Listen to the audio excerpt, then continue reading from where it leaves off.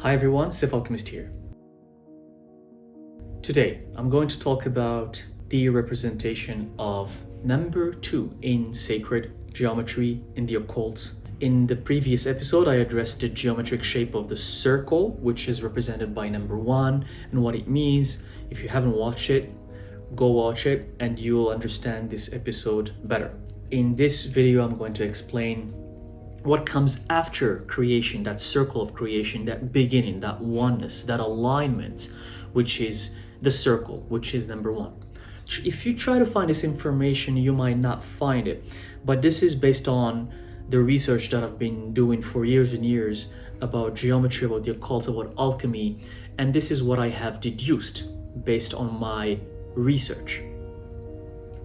So number 2 is represented by the cross, by 2 lines.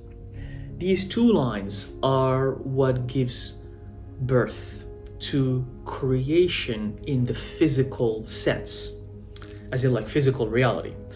So physical dimension, to know where you are, to understand the space around you, you need to have direction, and that direction in this realm is represented by north, south, east, west. Without direction, you cannot locate yourself. You don't know where you are. Whereas in the spirit realm, because it's not physical, or it's not in the same physicality that we think, things work differently over there. But in this reality, to locate ourselves, we have to pinpoint where is the north, where is the south, where is the east, where is the west. And once you know that, you can locate yourself. You know what's high, you know what's low, you know what's right, you know what's left, So for the circle of creation that started with just a circle, for that circle to make sense, it had to create direction. And that direction is like a breakdown of oneness. And it is represented by these 2 lines or crosses that are inside the circle, as you can see here on the screen. Inside the circle of creation, you have the 2 lines, and those lines are the direction: north, south, east, west. Now we can locate ourselves. Now we know where to go. Now we can make sense of things. And this is also the cross of the Son. The Son as in like S-O-N, Son of God, the Christ, or S-U-N, the Sun that's in the sky that gives birth to everything. This is also the sign of the sun. One of the secret mysteries of Christianity is that the Christ or Jesus is the Son of God, as in He's the Son, S-U-N. He is the Son that shows the way, that illuminates the way for people to know who they are, or to know how to function in this life, in this physical reality. So you see the kind of connections I'm making here. And if you can see here from a sacred geometry perspective, these 2 lines, not only they are inside the circle, but they give structure to the circle as well. This number 2 can also represent polarity or duality, as how some people call it, as in 2 opposites, 2 extremes. This is also refers to the Hermetic principle of polarity. Polarity is the definition of the physical realm. Without polarity, you cannot understand how reality works. You have to have 2 opposites: love and hate, high and low, bad and good. You have to have these opposites. Every aspect of life, you will find out that there is 2 opposites for it. It's always like this: male, female. Everything is in 2s. Everything comes with 2 opposites. Everything. And that's how reality works. That's just how it works.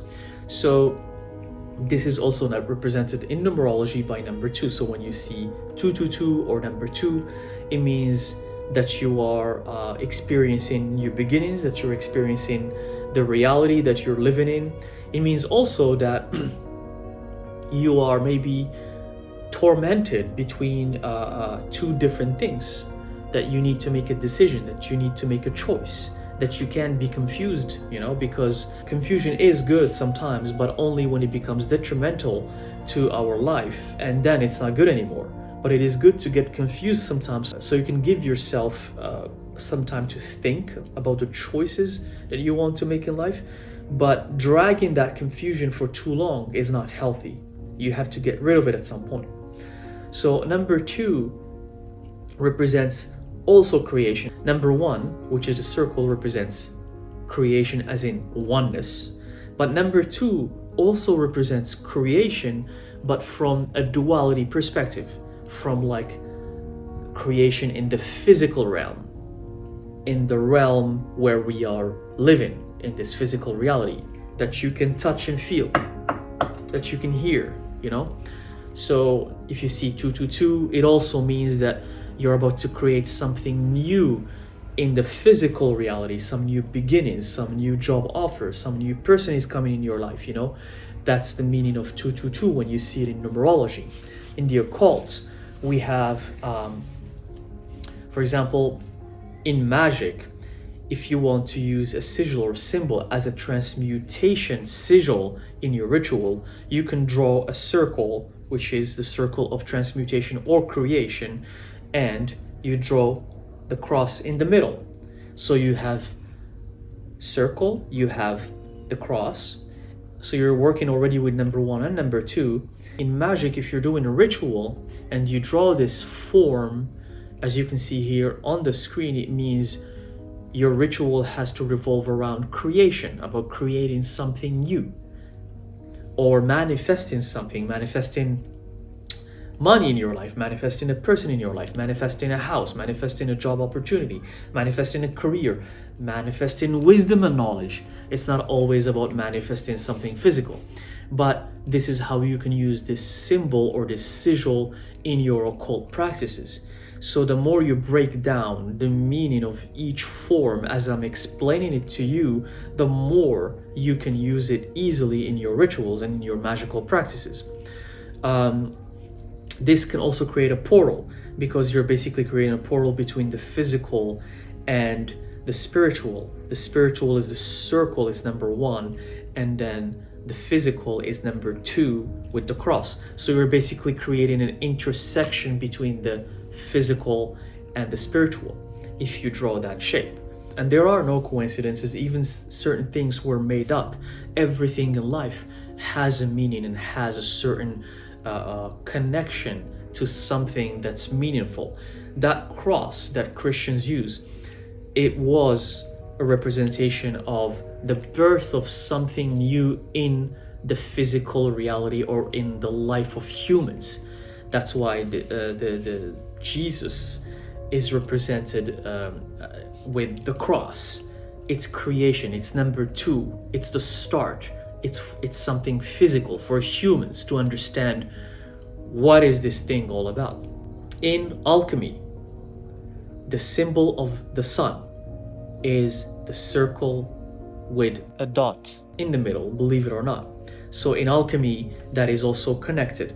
If you want to use the sigil that represents the sun. And what's the metal that represents the sun in alchemy? It's gold. And what's the quest of every alchemist is to go from lead to gold, is to transmute and dissolve all of the elements from lead until it becomes gold. So the more you start connecting these dots and think about them and just kind of, you can use them for meditation too. You can draw this sigil that you see in the screen here that represents the sun or gold or number 2, and you can just meditate while looking at it. It will unlock some parts of your subconscious mind. It will unlock your connection to the spirit realm. It will unlock your connection to your guardian spirits or guardian demons. Using these shapes just as forms for unlocking consciousness, it's probably the main goal of geometry and sacred geometry in the occult. It's just using the shapes as they are, as how they are. So I hope this clarified the meaning of number 2 in sacred geometry and in numerology. In the next episode, I'm going to talk about the form or the shape that comes after the cross, the 2 lines. And in numerology, that's number 3 because it comes after number 2. And I'm going to talk about what it means. It's very important. It is one of the most crucial, important forms in geometry. So stay tuned for that and let me know in the comment section, what do you think about the cross, about number 2? Do you use them in your practice? Thank you again for watching, and I will see you in the next video.